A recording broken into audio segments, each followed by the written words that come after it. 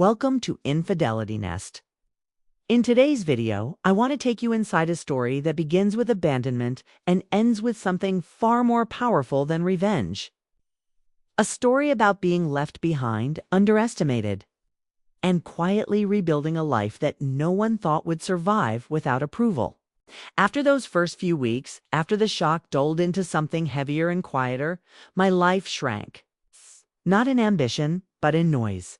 The world became smaller, simpler. Wake up, open the laptop, fix what broke overnight. Write lines of code until my eyes burned. Fall asleep wherever my body gave out. Repeat. I stopped checking her profiles, but the internet has a way of putting salt in open wounds. Friends mention things casually, not realizing every update felt like another confirmation that I'd been replaced with something shinier. Trips, dinners, smiling photos staged to look effortless. She looked happy, or at least well-lit. What they didn't see were the nights I sat in the dark, staring at a blinking cursor, wondering if they were right about me all along. If belief really was just a placeholder until something safer came along. If love had an expiration date the moment money entered the room, there were nights I almost quit. Nights I hovered over the delete button, thinking about how easy it would be to shut everything down and disappear into something simpler. A job with a steady paycheck. A life where no one expected anything from me. But every time I got close, I remembered the way she left. Not just that she chose someone else, but how she did it. For words, no respect. No courage, no explanation. That memory became fuel. Not loud, angry fuel.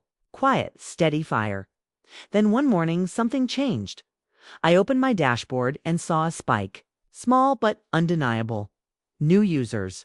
Real ones. People who weren't friends or pity downloads. Strangers.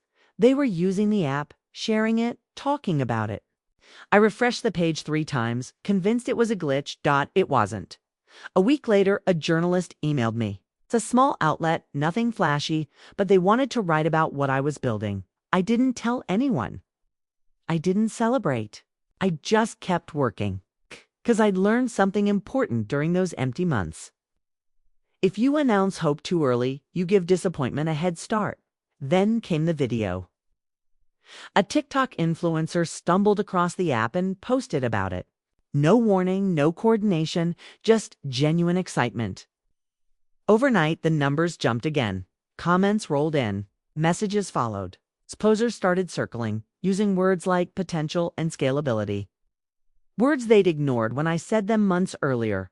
I should have felt validated. Instead, I felt calm, because the version of me who needed approval had been left on red a long time ago. When the first serious funding offer came in, sat alone on the couch and stared at the email for a full 10 minutes. Not because I didn't understand it, but because I did. This was real. This wasn't a fantasy anymore. This was the thing I'd been bleeding for while everyone else compared me to someone richer. Safer, more presentable. I didn't tell her. I didn't tell her parents. I didn't even tell most of my friends. I wanted this win to exist without witnesses. The irony is, she found out anyway. She found out because success is loud even when you're quiet. The first time she saw my face again wasn't across a table or on a screen. It was on a billboard. Right in the middle of her part of town, a campaign the ad agency placed without my input. Just another line item to them, a seismic shift to her, my name, my face. Larger than life. Over a road I used to drive down while her parents politely explained why I wasn't enough. I didn't post about it. But a week later, she unblocked me. Then came the likes on old photos. The accidental engagement. The digital breadcrumbs people leave when they want to be noticed without saying they're watching. Then at 1:14 in the morning, my phone lit up. One word. Congrats. I stared at it longer than I should have. Not because I missed her, but because I realized how much power that word used to have over me. How much I would have given months earlier to hear anything at all.